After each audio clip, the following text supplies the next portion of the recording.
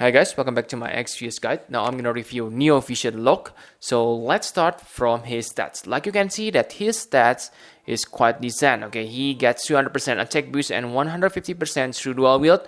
And not only that, he also gets 200% through dual wield. So yes, he is good as a damage dealer in terms of stats. And not only that, because on normal form he gets 40% physical evasion and 50% provoke. High physical evasion is kind of normal on today's standard. Shadow and other characters also have that kind of thing. But 50% provoke, this passive usually owned by a tanker. So this is really special for Locke because he is actually not a tanker. Okay, and he gets 100% Dragon Killer on normal form. On Brave Shift form, he gets 150% Bird Killer. On Brave Shift, he also gets 30% physical evasion, 10% lower, but the biggest problem is on Brave Shift form, he doesn't have innate provoke. This is kind of like deal breaker for me. And because of this, I think you don't need to get his Brave Shift form if you want to follow my advice on upcoming section. Okay, so let's stop talking about his stats. Now talk about his normal form.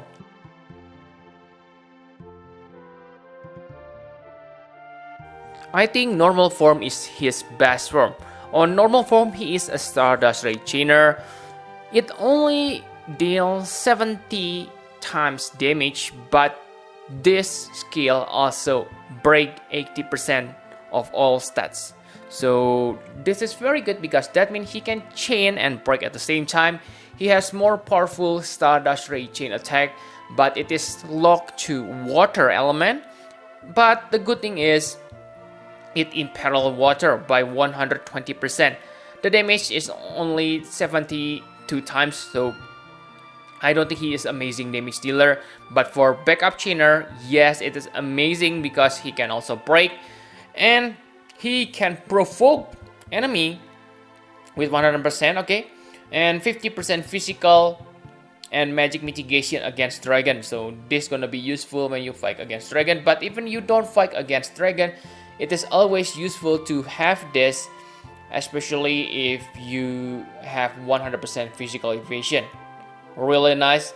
And yes, he has better break. He has 85% all stats break with 130% water imperil for 3 turns. But this is a cooldown ability which has 4 turns cooldown. Okay, so be careful about the timing. And yes, he also able to deal 500% dagger break damage. So yes, he gonna be useful sometimes in the future when you need dagger break damage. And he doesn't have Grandest ability on this form, so it's too bad. The special thing about this normal form is his limit burst. This limit burst is the best attack and magic break on this game. 90%. Wow. Okay, but the problem is it only lasts for 2 turns. So really guys, if you want to use him to the fullest, you need to be able to use this every 2 turns. Okay, this is something you should focus on Locke, not his damage, because like you can see that his damage modifier are kind of ordinary, so he is not the one when you want to get DPS. Okay, he is like I said, slot efficient character, really amazing. And yes, that's for his normal form. Now let's talk about Brave Shift form.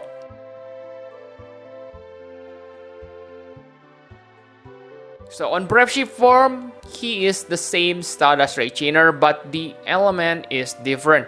Now he changed with fire. It has better damage, but I don't think it is that significant.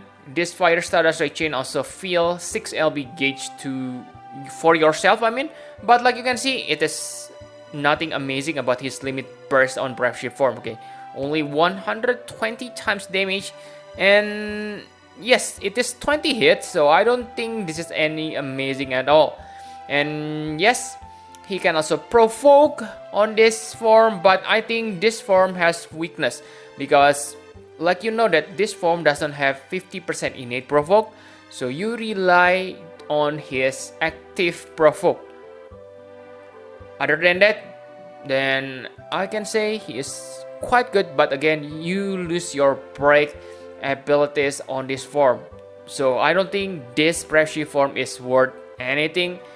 Yeah, basically the best feature on this brave shift is the super dispel, but it is Grundy's ability. You can only use it 3 times.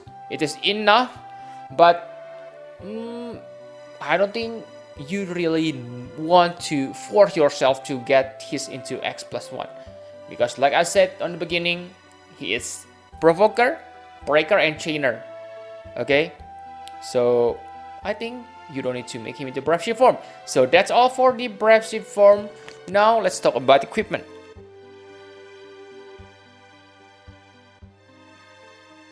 For equipment, like I have mentioned, make him into provoker with 100% evasion, and normal form is very easy because he already has 40% physical evasion and 50% provoke. Okay, and yeah, for weapon on normal form he also needs to equip dagger, and 2 best dagger right now, Mastermind Son STMR and Adventurer Locke STMR, both give 30% physical evasion. So if you equip those 2, then you already reach 100% physical evasion, which is amazing. For accessories, if you have Mughal Charm, then it is nice because yes, you're gonna get 50% provoke, and tada, you already have complete package. So like you can see that here, you may say, what, Neo Vision Locke seems not that special, because on the past we have Van, yeah, you name it. Okay, we have Shadow too, but the special thing about him is he doesn't need to sacrifice a lot for gearing him into 100% physical evasion. For Van, you kinda need expensive equipment and sacrifice some of the offensive abilities or equipment he can equip, but for Locke he doesn't need to do that. Okay, that's what amazing about him. And of course, like I said, stay on the normal form, and the reason to stay on the normal form is your limit burst attack and magic break only lasts for 2 turns. That's why you want to stay on them, so you can keep breaking the enemy. And knowing that, I think it's better to focus on building limit burst fill rate, limit burst regen for him instead of offensive. Okay, so one of the best ability for him is high class dagger. It is Riku X2 STMR, 60% attack, and yeah, 6 LB gauge regen. So that will make him easily use his limit burst every 2 turns. Actually, not that easy, because let's say you're able to make him into having 12 LB crystals regen per turn. That means within 2 turns you already gather 24 limit burst crystals. So you only need to search for additional 18 limit burst crystals, which is easy to get if you have nice limit burst, faster limit burst fill rate through buff or equipment. Okay, so that's all you need to know about equipment. My conclusion for Neo Vision Locke.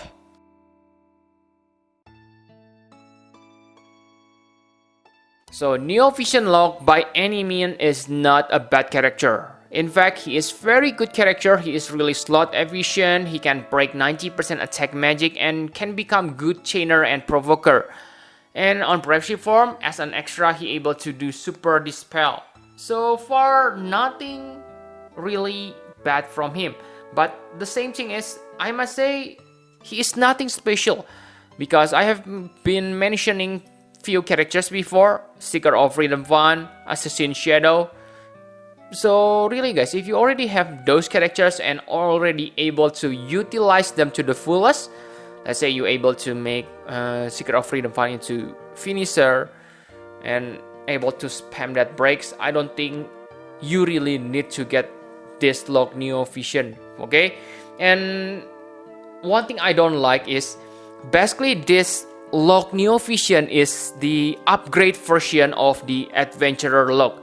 In that case, I'm kind of confused. Why not make Adventurer Locke Neo Vision form and make, let's say, like Sabin Neo Vision, not the Awaken? Okay, what I mean, because if you can see that this character is totally same like the 5 stars version, but for Sabin he is totally different. Why you do something like this, Gumi? I'm kind of confused with this decision, okay? Because really, guys, even when he is great character, this Locke, but I see it is really not creative, okay? It's kind of boring character, unlike, yeah, Edgar, or even Sabin, the Neo Vision Awakened unit. Yes, Sabin may be kind of useless, but at least he is interesting in quote. But for this Locke, not a bad character, but at the same time, it is kind of boring. And for the Thrustmaster and STMR, I find they are kind of bad. For the Thrustmaster reward, 50% attack, no restriction, but the resistance you only can get full benefit if you equip dagger and throwing weapon, and those are kind of odd weapon, so not good Thrustmaster reward. For STMR, it is decent, okay, 189 attack, 100% bird killer. It is nice if you fight against Biller, but it is not something I will chase. Okay, so pretty average TMR and STMR. For Vision card, I can say it's kind of bad. Sure, E-Vision is nice, but it only works for Final Fantasy 6 characters. Okay, if you already have this Vision card, then I don't see you need any physical E-Vision for other characters beside Locke. Okay, sure, Shadow is also a nice character, but if you already have Locke, then there is no reason to equip this card on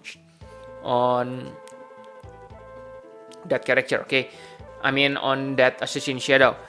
And yes, throwing weapon is kind of niche, so yes, let's say this thing is not useful on your normal form, because on normal form, like I said, it's better to equip dagger. So I think this is really so Vision card.